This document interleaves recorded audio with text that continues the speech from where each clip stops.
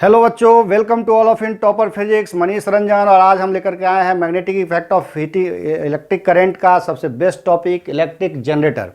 Electric generator में जैसे कि हम लोगों ने इलेक्ट्रिक मोटर के बारे में पढ़ा, उसमें क्या किए थे कि उसमें हमने जैसे फैन का स्विच ऑन किया, फैन चलना चालू हो गया। मोटर का जैसे पंप हमने चालू किया, पानी चढ़ना चालू हो गया। मतलब इलेक्ट्रिसिटी को हमने मैकेनिकल में चेंज कर दिया। Electrical energy converts into mechanical energy. Electric generator में यही चीज उसका जस्ट उल्टा है, रिवर्स है कि हम मैकेनिकल एनर्जी से इलेक्ट्रिकल एनर्जी कैसे गेन करेंगे। उसमें क्या था, इलेक्ट्रिकल से मैकेनिकल, इसमें मैकेनिकल से इलेक्ट्रिकल कैसे कन्वर्ट करेंगे। तो इसमें मैकेनिकल एनर्जी से इलेक्ट्रिसिटी प्रोड्यूस किया जाता है। जैसे कि डायग्राम को देखने से ही लग रहा होगा कि ये टर्न घूमेगा और फिर इलेक्ट्रिसिटी जनरेट होगी। बिल्कुल सही, आप लोग सब पढ़ चुके हो अच्छे से इसके बारे में। अब देखो, अब इसमें इलेक्ट्रिक जनरेटर में बस अब इलेक्ट्रिक जनरेटर पर आकर के कंसंट्रेट हो जाओ। खूब अच्छे से ध्यान से सुनोगे शुरू से लास्ट तक, तो हमेशा के लिए याद रह जाएगा ये चीज़। भूलना भी चाहोगे तो नहीं भूल पाओगे, ये मेरा गारंटी है।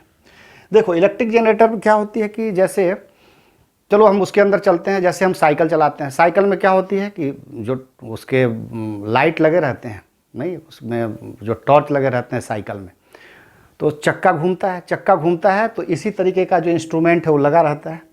चक्का घूमने से ये रोटेट करेगा और इलेक्ट्रिसिटी प्रोड्यूस होगी। विंड मिल जो समुद्र किनारे रहती है, वो फैन ऐसे ऐसे रोटेट करता है, उसका जो ब्लेड है, ब्लेड रोटेट करेगा, पवन चक्की का blade.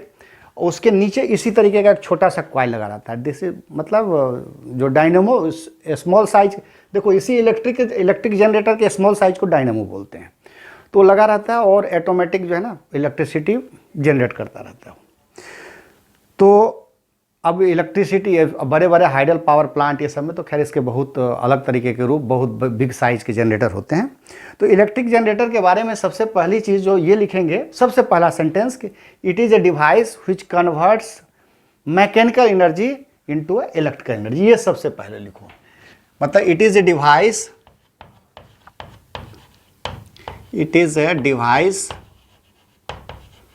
Which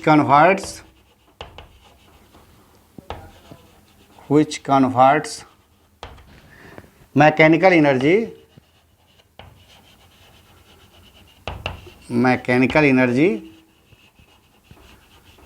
into electrical energy।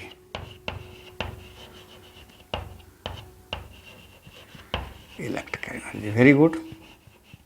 Exam में 3 to 4 मार्क्स के क्वेश्चन पूछ देते हैं। कभी डायग्राम दे देगा, कभी वर्किंग और कंस्ट्रक्शन के बारे में, कभी बोल देगा प्रिंसिपल लिखो 2 मार्क्स 3 मार्क्स के। ठीक है, प्रिंसिपल तो वही होता है जो इलेक्ट्रोमैग्नेटिक इंडक्शन का। हाँ, एक चीज़ और मैं चर्चा करना चाहूँगा कि इससे जस्ट भी पिछले वाले वीडियो में इलेक्ट्रोमैग्नेटिक इंडक्शन पढ़ाया था। सब देखो, जितने भी पढ़ा रहे हैं उसका एक सीक्वेंस है। अगर एक को आपने मिस कर दिया तो दूसरे को आप समझ सकते हो। ऐसा नहीं कि किसी ने अगर कोई वीडियो मेरी फर्स्ट टाइम वीडियो देख रहा है तो भी समझ सकता है, लेकिन अगर आप एक सिस्टमेटिक ढंग से देखते आ रहे हो तो फिर बहुत आसान हो जाता है और एकदम जो कहते हैं ना कि भूलना भी चाहो तो नहीं भूल पाओगे, उस तरह के कंसेप्ट हो जाते हैं। तो इलेक्ट्रोमैग्नेटिक इंडक्शन में पढ़ा था। इलेक्ट्रोमैग्नेटिक इंडक्शन में क्या था कि जैसे किसी मैग्नेटिक फील्ड में, नहीं समझे, कोई भी चीज़ है, मतलब मैग्नेट को क्या किया था, हमने एक वीडियो भी दिखाया था। मैग्नेट को ऐसे नज़दीक ला रहे हैं, पास ला रहे हैं, इसमें करंट फ्लो कर रही है, तो ऑटोमेटिक मतलब ऐसे पास लाने से अपने आप जो है ना करंट फ्लो करने लगता है। किसी कॉइल को ऐसे घुमाओ तो उस फील्ड में इलेक्ट्रोमैग्नेटिक इंडक्शन में यही था कि मैग्नेटिक फील्ड में अगर हम किसी कॉइल को, किसी लूप को अगर हम घुमाते हैं तो मैग्नेटिक फील्ड में जो चेंजिंग होती है उसके कारण से अपने आप करंट प्रोड्यूस हो जाता है, अपने आप करंट जन्म ले लेता है, अपने आप करंट जग जाता है, जिसको हमने इंड्यूस्ड करंट कहा था। तो देख लेना, इलेक्ट्रोमैग्नेटिक इंडक्शन का बहुत अच्छे से मैं समझाया हूँ। तो अब हम इसके बारे में, तो इसका जो प्रिंसिपल है, प्रिंसिपल भी वही चीज़ है कि किसी भी मैग्नेटिक फील्ड में, मतलब it works on the principle कि किसी भी मैग्नेटिक फील्ड में अगर किसी कॉइल को, किसी भी कॉइल मतलब कंडक्टर को अगर हम रखते हैं, घुमाते हैं, केवल रखते नहीं घुमाते हैं, तो अपने आप ये करंट जो है ना इंड्यूस्ड करेगा, अपने आप ये करंट को बनाएगा। अब सोचो कितनी बड़ी खोज हो गई थी ये, नहीं? तो बस इसी प्रिंसिपल पर ये वर्क करता है। तो इसका एक प्रिंसिपल भी लिख लो अच्छे से, जरूरी है। प्रिंसिपल पूछ देता है 2 मार्क्स का। प्रिंसिपल ऑफ इलेक्ट्रिक जनरेटर, ऐसा, हाँ ऐसा लिखो। It works on the principle, यही सिद्धांत पर कार्य करता है। It works on the principal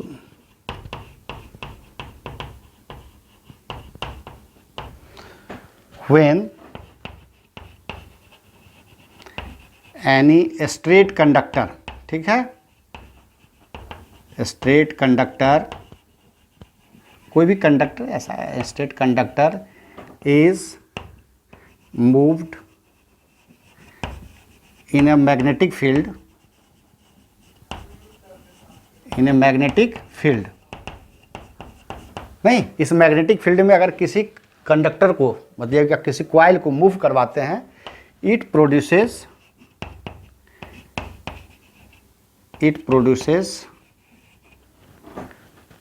मतलब क्या है, जब किसी भी इट प्रोड्यूसेस करंट, इसी करंट को हम बोलते हैं इंड्यूस्ड करंट, ठीक है ना, इंड्यूस्ड करंट, ठीक है। तो यही इसका प्रिंसिपल है कि किसी भी, जब हम it works on the principle that when a state conductor is placed या moved in a magnetic field, then it produces current, जो इंड्यूस्ड करंट हो जाता है, ठीक है।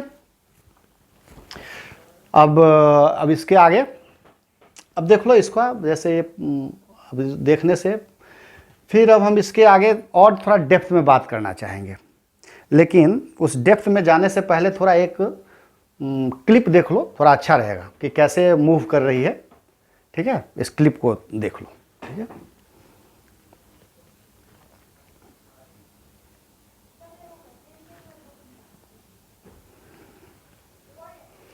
देखो मूव करती जा रही है, जैसे जैसे मूव कर रही है और इसके मूवमेंट से मैग्नेटिक फील्ड लाइंस को कट कर रही है, वो दिख नहीं रहे, तो उसी से वो करंट प्रोड्यूस कर देता है, ठीक है। इसका पता मुझे गैल्वेनोमीटर से पता चलता है, चलो ठीक है, ओके। तो इसका प्रिंसिपल वही चीज़ है, प्रिंसिपल लिखने में हो सकता है जैसे it works on the principle that any straight conductor is placed in a magnetic field, then conductor produces, then it producer मतलब कि कौन सा प्रोड्यूस करता है, कंडक्टर जो है ना, conductor produced current, induced current. अब इसके बारे में देखो, ये और थोड़ा हम डेप्थ में बात करते हैं, थोड़ा डेप्थ में चलते हैं, ठीक है, डेप्थ में चलते हैं, डेप्थ में चलते हैं। क्या करते हैं, देखो ये नॉर्थ और साउथ दो पोल्स हैं मैग्नेट के, एक्चुअली में ऐसे अलग अलग दिखा नहीं सकते, इमेजिनेशन के लिए, समझाने के लिए तुमको थोड़ा हट करके कहे ना, एक अच्छी कहानी बना करके हम समझाने का प्रयास करते हैं। कोई भी बुक, जो भी लिखा गया बुक, उस कहानी को बना करके अच्छे से समझाने के लिए, एक्चुअली में इट्स पॉसिबल नहीं है कि इस तरीक़ा से हो, लेकिन इमेजिन करना होता है। जैसे देखो नॉर्थ है, ये मैग्नेट है, ये मैग्नेट के दो पोल्स होते हैं, नॉर्थ और साउथ, ऐसे मैग्नेटिक फील्ड लाइंस ऐसे जा रही है, मान लिया 4 मैग्नेटिक फील्ड लाइंस, ऐसा पॉसिबल नहीं लेकिन फिर भी, ठीक है। यहाँ पर सपोज दैट नॉर्थ साउथ 1 2 3 4 ऐसा, ठीक है। फिर ले लो ऐसा 1 2 3 4 1 2 3 4 ऐसा। देखो ये सपोज दैट इस तरीके का ये रेक्टेंगुलर कॉइल है, लेकिन हम इसको मान लेते हैं कि चलो ये एक सर्कुलर तरीके का एक कॉइल है, ठीक है। इसको ऐसे करके ऐसे घुमाते रहते हैं, ऐसा ऐसा ऐसा ऐसा ऐसा करके, ठीक है। तो देखो मैग्नेटिक फील्ड लाइंस है, तो मैग्नेटिक फील्ड लाइन से तो ये निकल ही रही है, मैग्नेटिक फील्ड लाइंस नॉर्थ से साउथ मैग्नेटिक फील्ड लाइंस। अब देखो ऐसे सबसे पहले ऐसे कॉइल है, ठीक है। फिर हमने इसको क्या किया, अब ये घूमेगा तो ऐसे होगा, नहीं, अब ये घूमेगा तो ये थोड़ा आधा इधर आएगा, ये इधर आ जाएगा, ऐसा। तो मान लिया ऐसा हो गया, ठीक है। फिर इसके बाद वो ऐसा हो गया, फिर इसके बाद वो ऐसा हो गया, थोड़ा और बड़े साइज का होगा ऐसा। अब देखो यहां पर इसने कितने मैग्नेटिक फील्ड लाइंस को कट किया, 1 2 3 4 4। यहां पर इसने कितने मैग्नेटिक फील्ड लाइंस को कट किया, 1 2 3। यहां पर इसने कितने मैग्नेटिक फील्ड लाइंस को कट किया, 2। यहां पर इसने कितने को किया, 0।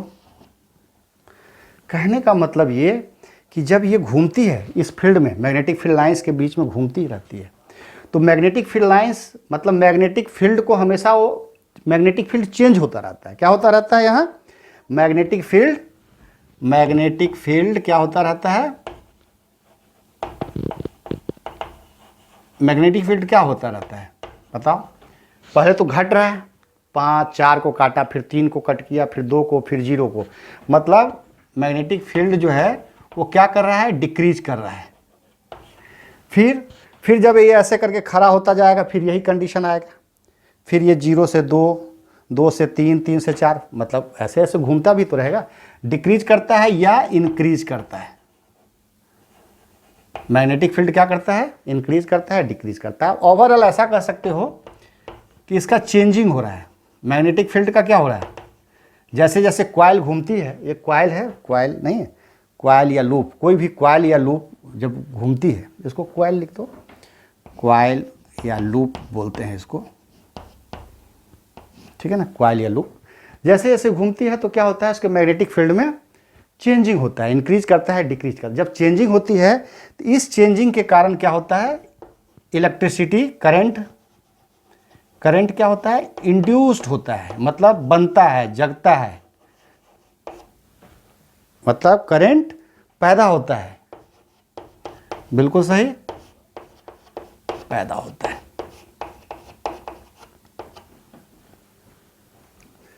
अब देखो, बिना इलेक्ट्रिसिटी के, बिना बैटरी लगाए हुए बताओ कि करंट बन रहा है। इसी को हम लार्ज स्केल पर कर देते हैं, बड़े बड़े पैमाने पर, तो फिर बहुत बड़ी इलेक्ट्रिसिटी, हमारे घर तक जो बिजली आती है इसी से आती है।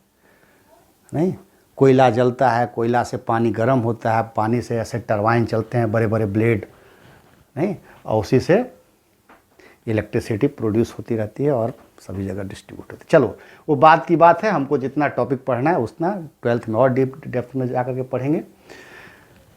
अब कहानी समझ में आ गई कि इलेक्ट्रिक जनरेटर काम कैसे करता है, इसका वर्क, इसका प्रिंसिपल क्या है।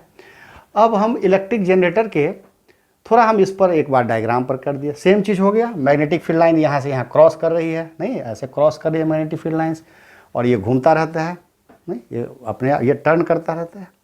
मैग्नेटिक फील्ड लाइन से इसको हम टर्न करवाते हैं ब्लेड को, तो ये जब घूमता है तो यहाँ पर एक स्लिप रिंग लगा रहता है, स्लिप रिंग, ये स्लिप रिंग इससे जुड़ा रहता है कार्बन ब्रशेस से जुड़ा रहता है, और ये दोनों कार्बन ब्रशेस गैल्वेनोमीटर से जुड़े रहते हैं।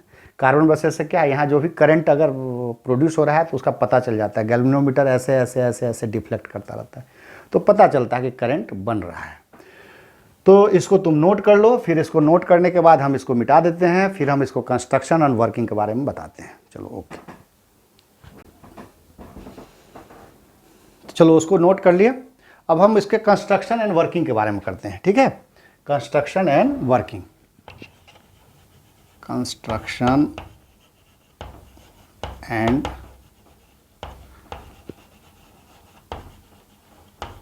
Working of electric generator. Construction working of, ऐसा लिखो, AC generator, correct, AC generator, AC generator. बोलोगे कि सर ये एसी जनरेटर कैसे लिख दिया, आप तो इलेक्ट्रिक जनरेटर पढ़ाते थे। देखो, जब भी एग्जाम में पूछे कि write the what is AC generator या डीसी जनरेटर या इलेक्ट्रिक जनरेटर, तो वही चीज़, it is a device which converts mechanical energy into electrical energy. Principle भी दोनों के सेम रहेंगे। हाँ, यहाँ पर क्या होता है, देखो एसी डीसी में बस ये है कि यहाँ का जो कंस्ट्रक्शन है वो एसी का है। ये जो है ना स्लिप रिंग, बस एक ही डिफरेंस मेन, जो स्लिप रिंग है इसमें फुल साइज का होता है। एसी में क्या होता है, फुल साइज का होता है स्लिप रिंग, और जबकि डीसी में स्मॉल साइज का होता है, मतलब हाफ साइज का होता है, बस ये चीज़ है। तो यहाँ पर जो इसका कंस्ट्रक्शन है वो एसी जनरेटर का है, और एक अलग से टॉपिक बना करके एसी और डीसी के बारे में और अच्छे से डिटेल पढ़ाएंगे। अभी हम come to the point topic पर आए।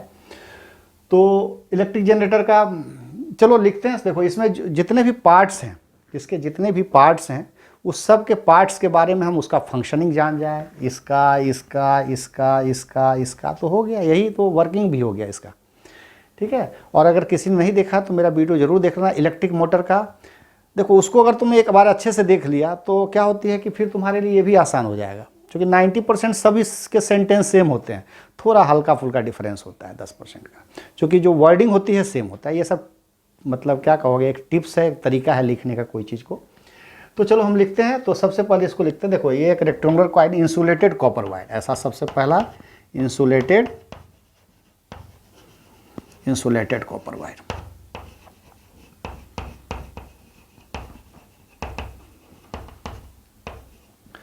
लिखो ए रेक्टेंगुलर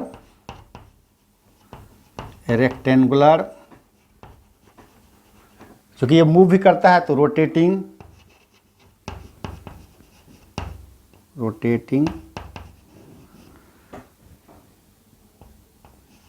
कॉइल ऑफ वायर, ठीक है ना। कौन सा है, ABCD। क्योंकि एक रेक्टेंगुलर भी है और रोटेट भी करता है, ये कॉइल है ABCD। सेकेंड, उसके बाद आप क्या लिखोगे। अब देखो यहाँ एक मैग्नेट होता है, मैग्नेट मतलब परमानेंट मैग्नेट, ऐसा permanent magnet,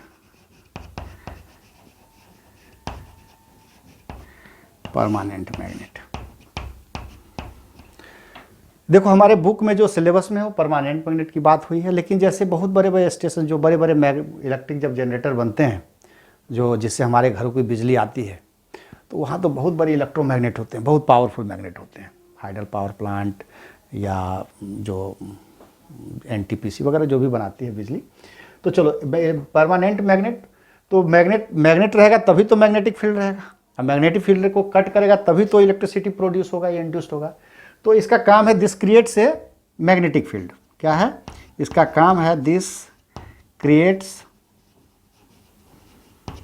a magnetic field, magnetic field. देखो बात को लंबा करना तो अपने में, और कि there is a permanent horseshoe type magnets which creates a magnetic field which have two poles north and south and creates a magnetic field। तो बात को लंबा करना अपनी हाथ में, लेकिन एक जो सही चीज़ है उसको लिखो, ठीक है। अब कितने मार्क्स का क्वेश्चन है उसके अनुसार थोड़ा उसको लंबा चौड़ा करते रहो। उसके बाद फिर स्प्लिट रिंग्स, नहीं split rings,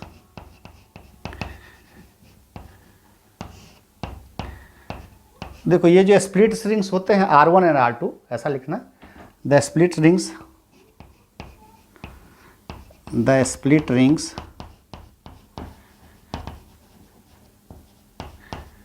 R1 and R2 is connected with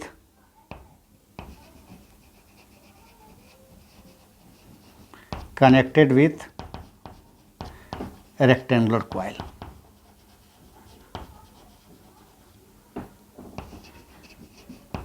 देखो ये रेक्टेंगुलर कॉइल से स्प्लिट रिंग्स जुड़ा हुआ है। हाँ एक चीज़ और पूछा जाता है एग्जाम में, ज़्यादातर पूछते हैं कि स्प्लिट रिंग के जो है जो इनर पार्ट्स होते हैं, इनर पोर्शन होता है किस चीज़ का बना रहता है। तो उसके जो है ना इनर पार्ट्स जो है ना नॉन कंडक्टिंग मटेरियल्स के बने रहते हैं। लिख दो द इनर पोर्शन, ऐसा लिख सकते हो, the inner portion of split rings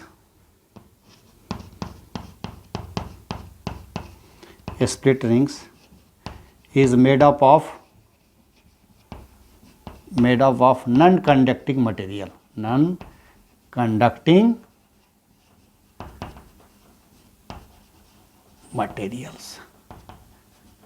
ठीक है ना। नॉन कंडक्टिंग मटेरियल्स का बना रहता है, पूछा जाता है एग्जाम में, इसलिए मैं लिख दिया हूँ। जितनी ज़रूरत है उतने हर चीज़ को लिख दिया। अब देखो लिखना चाहो तो लिख सकते हो, एक्सेल भी लिख सकते हो। ये देखो ये एक्सेल है Excel.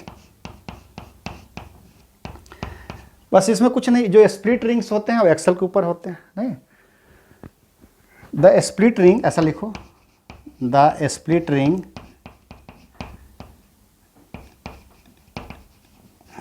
is placed on the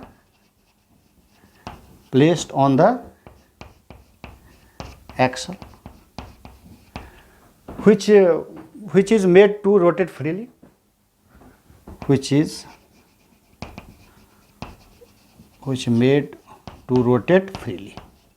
जो रोटेशन करने में थोड़ा आसान रहता है, फ्रीली। और क्या बचा बताओ, एक कार्बन ब्रशेस, ठीक है ना, कार्बन कार्बन ब्रशेज लिखो या ब्रशेज लिख सकते हो। देखो यहाँ पर कार्बन ब्रशेज कौन कौन से हैं, देखो कार्बन ब्रशेज B1 और B2 क्या है, मतलब लिख दो carbon brushes is connected to the split ring, it is connected to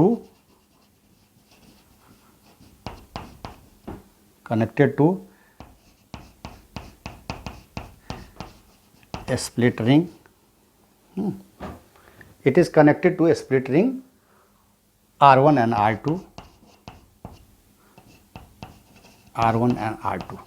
इसको, इस कार्बन ब्रशेस को कंडक्टिंग ब्रशेस भी बोलते हैं। क्या बोलते हैं? It acts like it is a conducting brushes. Act क्या है ही, कंडक्टिंग ब्रशेस। अब देखो इस कंडक्टिंग ब्रशेस से क्या होता है कि देखो ये ब्रश इससे जुड़ा हुआ है और इसका एक दोनों गैल्वेनोमीटर में जुड़ा हुआ है। तो जैसे ही करंट क्या होता है कि ये जैसे ही फ्रीली मूव करेगी तो इससे जो करंट प्रोड्यूस होगा ये कैसे पता चलेगा? गैल्वेनोमीटर में ऐसे ऐसे ऐसे ऐसे डिफ्लेक्शन होगा। तो गैल्वेनोमीटर का क्या काम है? गैल्वेनोमीटर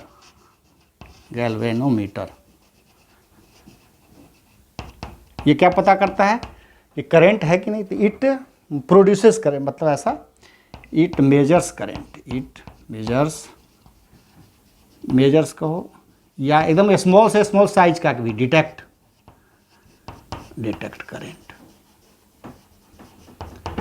करंट बन रहा है इसका ये पता लगा लेता है। तो यही चीज़ था नहीं। ये देखो ये मैग्नेट्स है, एक बार और रिवीजन कर लेते हैं। मैग्नेट लगा हुआ है, इसके बीच में एक रेक्टेंगुलर कॉइल है, जैसे इसे ऐसे पास मैग्नेटिक फील्ड लाइंस है, ठीक है, थोड़ा कट कर देता हूँ। मैग्नेटिक फील्ड लाइंस है, ये जैसे जैसे मूव करती जाती है तो क्या होता है कि मैग्नेटिक फील्ड लाइंस को कट करती है, मैग्नेटिक स्ट्रेंथ को कट करती है।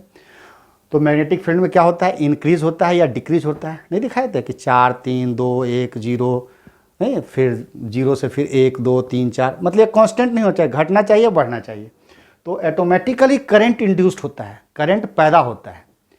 तो करंट जो पैदा होता है ये कैसे पता चलता है? गैल्वेनोमीटर से पता चलता है, ठीक है ना। स्लिप से घूमते रहते हैं। अब देखो ये शाफ्ट है, इसमें हम जोड़ देते हैं पंखा के ब्लेड को, तो जो भी चीज़ करे वो आराम से वो चलता रहे, इसको घुमाने का काम होता रहता है।